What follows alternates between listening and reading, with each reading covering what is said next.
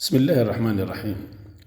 Bonjour à toutes et à tous. Je suis Dr Salih Khalifa, maître assistant classe B à l'université Qasdi Mirbah Ouargla. Ce cours est destiné aux étudiants première année à l'MD Sciences de la matière. Dans cette présentation, nous allons voir ensemble le chapitre sous-titre électrostatique. Tout d'abord, nous commençons par définir l'électrostatique. Donc, l'électrostatique est l'étude des phénomènes provoqués par l'électricité statique observable par l'humain dans son environnement. On frotte une règle en PVC. La règle est ensuite approchée d'une boucle en métal suspendue par un fil. La boucle initialement à la verticale se déplace alors vers la règle. Dès qu'il y a contact, la boucle repart alors à l'opposé. Il y a deux types d'électricité. Les expériences mettent en évidence deux types d'électricité. La première apparaît dans le verre, c'est l'électricité positive. La seconde se manifeste dans la punite, c'est l'électricité négative. En outre, ces expériences montrent que deux corps chargés d'une électricité de même signe, positif ou négatif, se repoussent. Par contre, s'ils attirent, s'ils portent des charges de signe contraire. Interprétation stricte de la matière. Il est admis qu'un atome neutre comprend un noyau constitué de Z protons et un neutron, et Z électrons, particules de charge négative. On passe à la loi de Coulomb. Considérons deux charges ponctuelles Q1 et Q2 placées dans le vide. La première exerce sur la seconde une force proportionnelle à sa charge Q1. La seconde exerce sur la première une force proportionnelle à sa charge Q2. On déduit que la force entre deux charges ponctuelles appelées force électrostatique est proportionnelle au produit de leur charge Q1 Q2 s'exprime par F12 égale K Q1 Q2 sur R2 carré avec le constant de Coulomb égale 9 à la puissance 10 à la puissance 9. Application.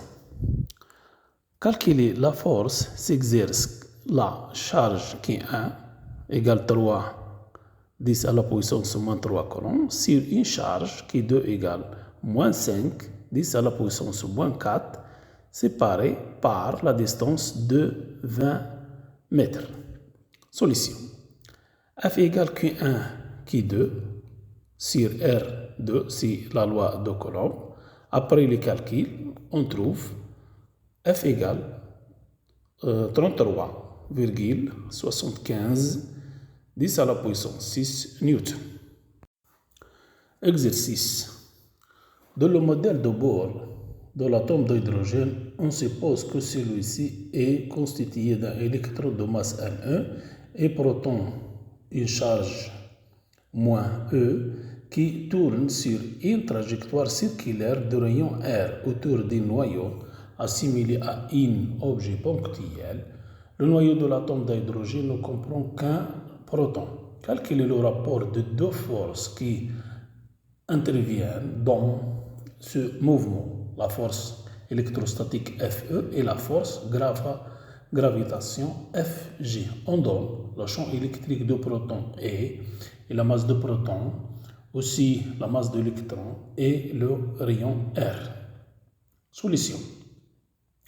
Pour calculer les deux forces-là, on utilise les charges dans la force électrostatique et on utilise les masses dans la force de gravitation.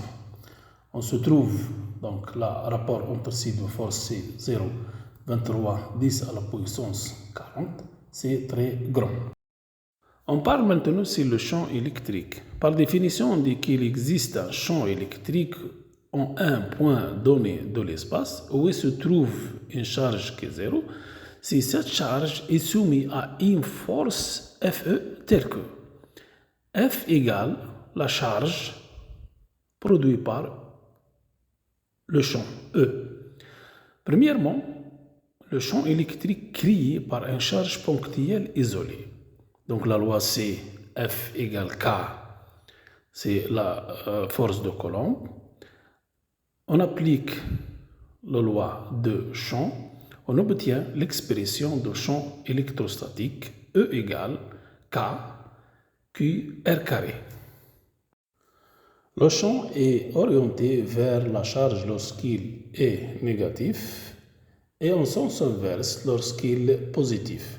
Les propriétés du champ sont, premièrement, le champ électrostatique créé par qui est radial. Son sens dépend du signe de la charge.